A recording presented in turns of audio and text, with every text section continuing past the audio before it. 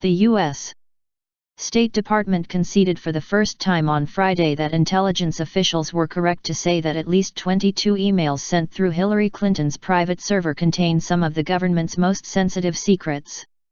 The 7 email chains from Clinton's time as Secretary of State, amounting to 22 separate messages, will be withheld from the public as a result because the information in them is classified at the highest level as top secret, State Department spokesman John Kirby said.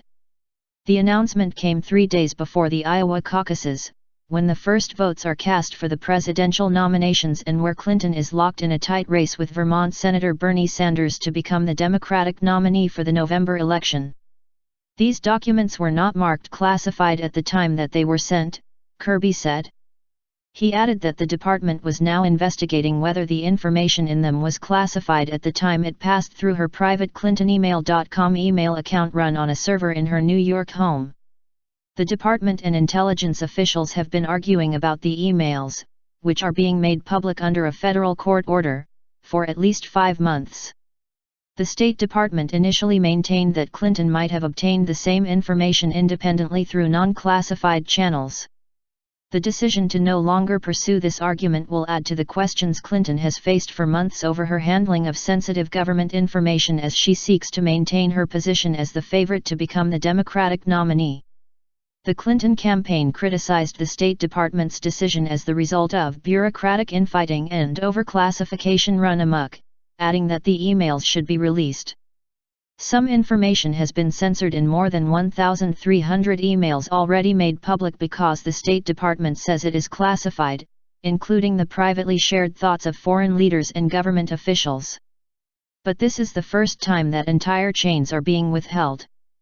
Congressional Republicans have criticized and investigated Clinton for her use of a private email server for her work as a Secretary of State from 2009 to 2013.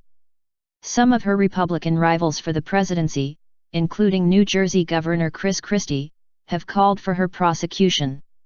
Reince Priebus, the Republican National Committee's chairman, said in a statement that Clinton had put our national security and diplomatic efforts at risk. The government forbids handling of classified information, which may or may not be marked that way, outside secure government-controlled channels, and sometimes prosecutes people who remove it from such channels. The government classifies information as top secret if it deems a leak could cause exceptionally grave damage to national security. U.S. Representative Adam Schiff of California, the House Intelligence Committee's leading Democrat, defended Clinton in a statement, saying classification determinations are often very complex and she was responding to world events in real time without the benefit of months of analysis after the fact.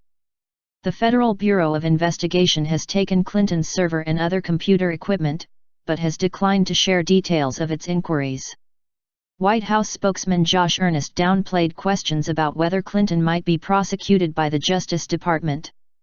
"That's not something I'm worried about," he told reporters. Clinton initially said she never sent or received classified information through her email.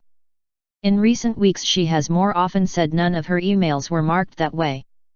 Following a court-ordered schedule, the State Department has already released most of the roughly 30,000 work emails Clinton returned to the department. The department had been ordered to release all the emails by Friday, but last week asked the court for a 1-month extension. The State Department also said it would agree with a request from the White House that Clinton's emails with President Barack Obama, 18 in all, be withheld from public release for several years under the Presidential Records Act.